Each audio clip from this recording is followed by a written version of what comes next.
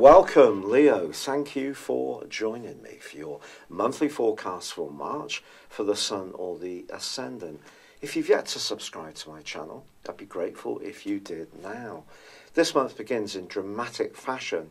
Mars, the planet of drive, is high in the sky, giving you real thrust, confidence, and the ability to showcase your talents in a way which will attract a lot of attention. Go for it, strut your stuff.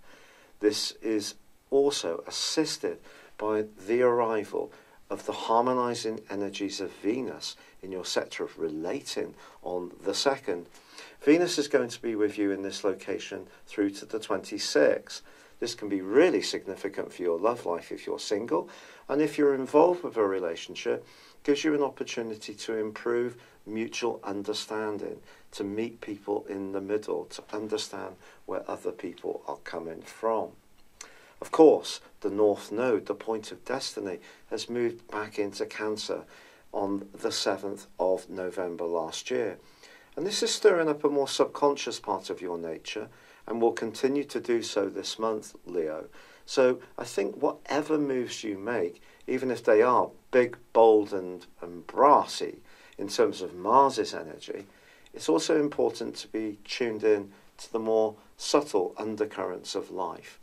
And so it is with the location of the Sun, Mercury and Neptune as this month begins, because they're all in the part of your horoscope to do with ends and beginnings, to do with the psychology of life, to do with the things that need to be shed in order to revive new energies that are really important to you, and particularly around the things you share with other people.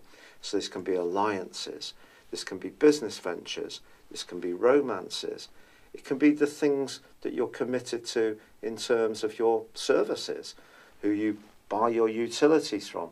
These type of things may be under review for you this month, particularly with Mercury slamming on the brakes in this location on the 5th. If there are any connections you have with others which aren't working for you, I think you're going to review them intently with Mercury's help. But there's also a new moon which occurs on the 6th, but this combines with Neptune. Neptune is very much a swirling mist type of influence. It's marvellous for spirituality, compassion, the arts, imagination. It's not so good around reality.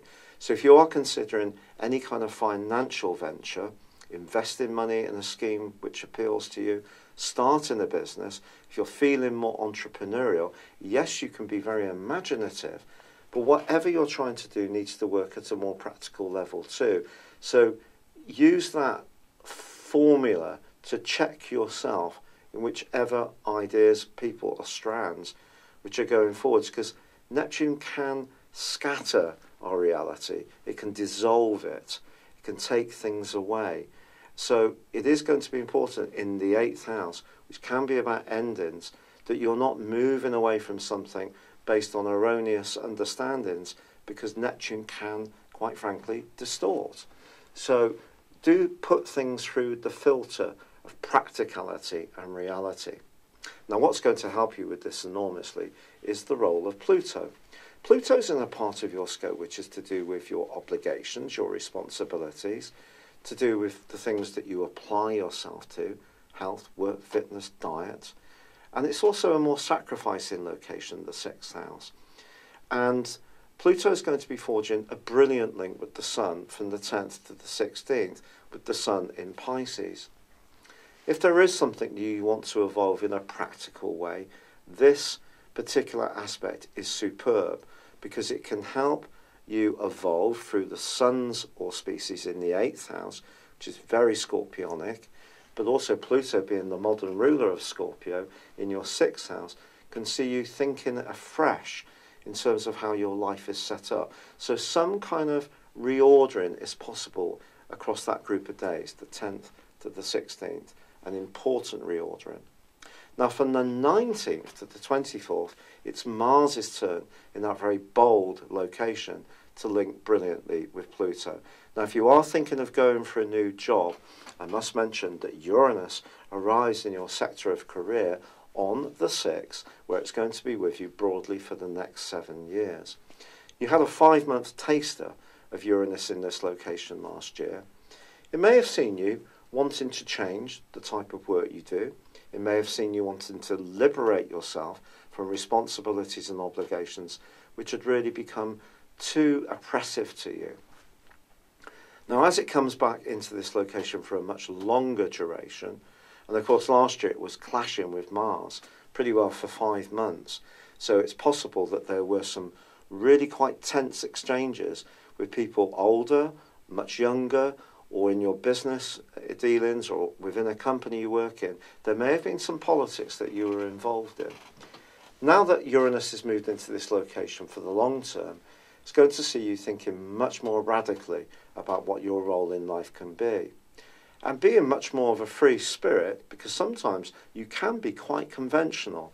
Now, of course, you're a fire sign, you are ruled by the sun, so this gives you enormous zodiacal energy and prominence, but at times you can stick with what you know best, because you're a fixed sign. Therefore, starting out anew doesn't necessarily come easy to you. Now, it is true that Uranus is moving into another fixed sign of Taurus, but I think if there is something in your world that does need to change that you're resisting because you'd rather stick to what you know, it's more comfortable and comforting, then I think events can start to challenge you in some ways. And perhaps from the 19th to the 24th, something could come up, like someone can lay down the gauntlet to you and offer you the opportunity to seize the limelight, but it will see you needing to step outside your comfort zone. And that can be exhilarating, but also a little bit scary.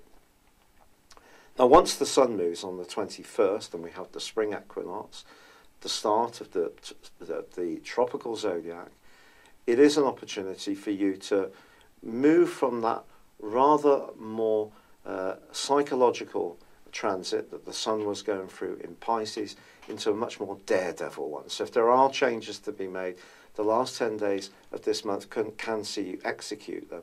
But it's very important that you do this on the basis of the information that you garner, research, receive, or read that is actually right. Because Mercury, in its retrograde, is combining with Neptune in your 8th house in the last 10 days too. So if you do base some risk-taking decisions around your love life, a business venture, about moving jobs, about property, about anything really, and it's not based on a hard and fast factual basis, it could be something that you do come to regret. Fortunately, Venus moves into a lovely location on the 22nd, 7th, moving into Pisces too. This is a very sensual transit for you in the following 28 days. And if there is someone that you have been connecting superbly to, things can really hot up between you. But Venus can also be very fortunate. It's the lesser benefic. So like Jupiter, it can be good for you. And it can bring good things to you around the things you share. So if there has been some revision around those shared relationships, then this can be a time to start afresh, to bring in new energies which are very pleasing to you. Now, fortunately for us all, Mercury ends that retrograde on the 28th. If someone has been withholding paying you some money, or you've not quite known where you've stood around a close association, clarity can come in that sense. But I still feel that you need to distill whatever you're learning through a very practical prism. And that's where Mars being in your 10th solar house, and then Uranus from the 6th, can be so good, because they're ambitious. This is an ambitious but also revolutionary combination in your sector of success. So it's going to mean that if you do put your head above the parapet, you're going to want to make sure that you're not going to lead yourself into a situation where you're exposed, or you can lose authority, or people can ridicule you if you fail. So any chances that you make with your resources or relationships need to be factored about what the potential outcomes can be. And obviously, being a Leo, you need to maintain people's respect for you. That is paramount. It's even more important than being liked, really. Of course, You love to be liked. We all like to be liked. But you have a particular need to be respected, and that's quite right. So as this month draws to a close, the drama that's building up in your situation, it needs to be thought through. And because the full moon, which occurs on the same day as the spring equinox in the sign of Leo, is very much about everyday ideas, the more people that you take soundings from, the more information you check out, the more you get your thinking really clear, the better you can end this quite amazing month on a highest possible plane. If you'd like to order your 12-month personal horoscope forecast and also get your character analysis too, if you've never had this done based on your time, date and place of birth, the information that this will give you is quite extraordinary, because I use directions and progressions, which is how we advance the horoscope forwards from the time of birth, not just transits. Please see the link beneath this video. But for now, I'd love it if you would like or comment. Good luck, Leo, and goodbye. Hello, thank you so much for watching my video. I'd love you to join me at my Horoscope Ace app. You can find this at www.horoscope-ace.com. You can use it through Android, iOS, Apple or Facebook.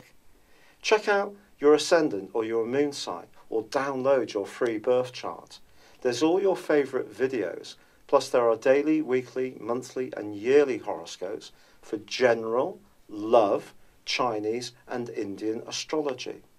If your passion is tarot, there's my brilliant 3-card money or love tarot readings too.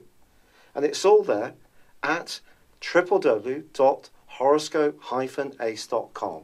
Thank you.